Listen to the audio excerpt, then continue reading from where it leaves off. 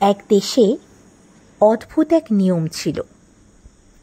যারা বার্ধক্যে উপনীত হয়ে কাজ করতে অক্ষম হয়ে পড়ত তাদের পাহাড়ে ফেলে আসতে হতো। ওই দেশের রাজা মনে করতেন বয়স্কদের যত্ন নেওয়ার বোঝা কমালে সাধারণ মানুষের জীবন সহজ হয়ে যাবে। সেই দেশের এক পিতা পুত্র খুব ভালোবাসত একে অপরকে। সময় গড়িয়ে গেল, পিতা বুড়ো হলেন। তিনি আর আগের মতো কাজ করতে পারেন না। দেশের নিয়ম অনুযায়ী ছেলেকে বাধ্য হয়ে তাকে পাহাড়ে ফেলে আসতে হবে। কিন্তু বাবাকে ছেড়ে থাকতে পারার কথা ছেলে ভাবতেই পারছিল না। তবু শাস্তির ভয়ে সে বাবাকে কাঁধে নিয়ে পাহাড়ের দিকে রওনা দিল। পাহাড়ের চূড়ায় পৌঁছে তার মন কেঁদে উঠল। শেষ পর্যন্ত বাবাকে সেখানে রেখে আসতে পারল না। সে বাবাকে সঙ্গে নিয়ে ফিরে এলো এবং বাড়ির পিছনে লুকিয়ে রাখল। প্রতিদিন চুপি চুপি খাবার এনে তাকে খাওয়াতে লাগল। একদিন রাজা তার প্রজাদের বুদ্ধি পরীক্ষা করতে চাইলেন। তিনি ঘোষণা করলেন, যে ছাই দিয়ে দড়ি বুনে এনে দিতে পারবে তাকে পুরস্কৃত করা হবে। ঘোষণা শুনে লোকজন হতভম্ব হয়ে গেল। ছাই দিয়ে কি কখনো দড়ি তৈরি করা সম্ভব? ছেলেটি এই ধাঁধার কথা শুনে বাবাকে বলল।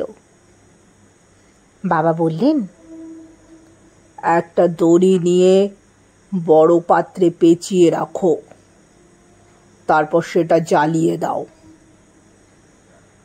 ছেলে বাবার কথা মতো কাজ করল। দড়ি পুড়ে গেল, কিন্তু তার ছাই ঠিক আগের মতো দড়ির আকারেই থেকে গেল। সে সেটি রাজাকে দেখালো এবং পুরস্কার জিতে নিল। 1 মাস পর রাজা দ্বিতীয় পরীক্ষার আয়োজন করলেন। তিনি একটি কাঠের ডাল দিলেন এবং বললেন, এর আগা আর গোড়া খুঁজে বার করো।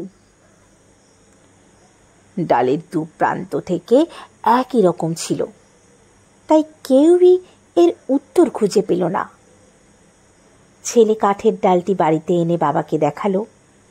বাবা বললেন, ডালটি জলে রাখো, যেটি বেশি ডুবে যাবে সেটি গোড়া, আর যেটি ভেসে থাকবে সেটি আগা।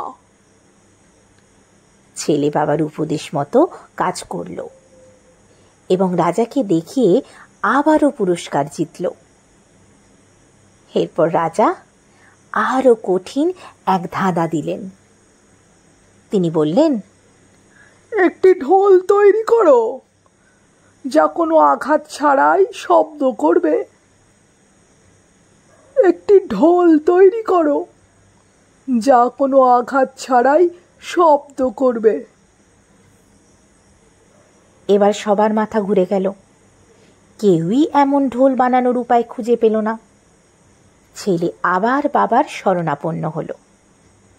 বাবা বললেন, একটি ঢোল তৈরি করে তার ভেতরে একটি মৌমাছির চাক রাখো।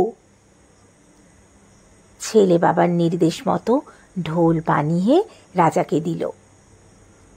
রাজা ঢোলটি হাতে নিয়ে নাড়া দিতেই এর ভেতরের মৌমাছিরা উড়তে লাগলো। ফলে ঢোলে আঘাত ছাড়াই শব্দ হতে লাগলো। রাজা বিস্মিত হয়ে ছেলেকে জিজ্ঞাসা করলেন, তুমি কিভাবে এত কঠিন প্রশ্নের উত্তর পেলে? ছেলে বলল, মহারাজ, আমার নিজের কোনো অভিজ্ঞতা নেই। আমার বৃদ্ধ বাবাই সব উত্তর দিয়েছেন।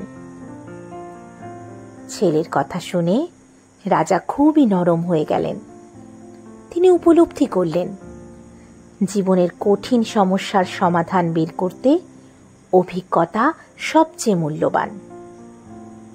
রাজা সঙ্গে সঙ্গে ঘোষণা করলেন, আজ থেকে আর কোনো বৃদ্ধকে পাহাড়ে ফেলে আসতে হবে না। এরপর থেকে সকল বৃদ্ধ বৃদ্ধারা পরিবারের সঙ্গেই আনন্দে থাকতে লাগলেন।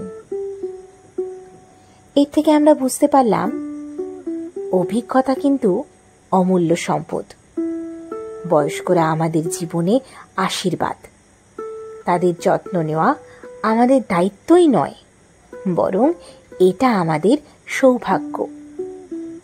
ভালো থাকুন সব বৃদ্ধ মানুষজন। চলো আগলে রাখার চেষ্টা করি আমরা।